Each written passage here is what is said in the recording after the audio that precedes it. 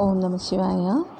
Today we will continue the same chapter, Globalization and the Indian Economy.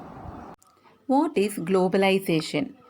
In the past 2 to 3 decades, more and more MNCs have been looking for locations around the world which would be cheap for their production.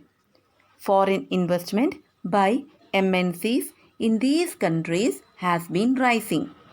At the same time, foreign trade between countries has been rising rapidly.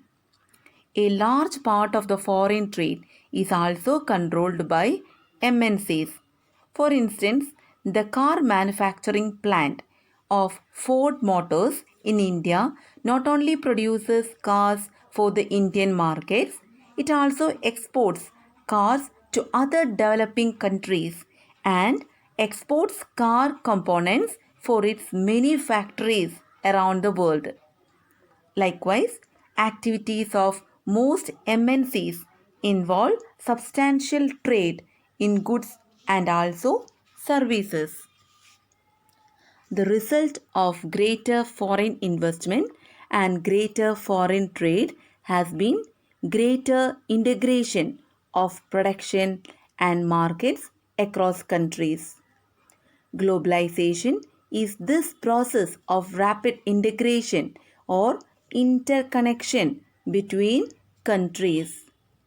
MNCs are playing a major role in the globalization process.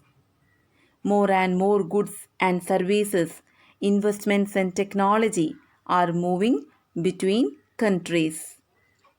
Most regions of the world are in closer contact with each other than a few decades back. Besides the movements of goods, services, investments, and technology, there is one more way in which the countries can be connected. This is through the movement of people between countries. People usually move from one country to another in search of better income, better jobs, or better education.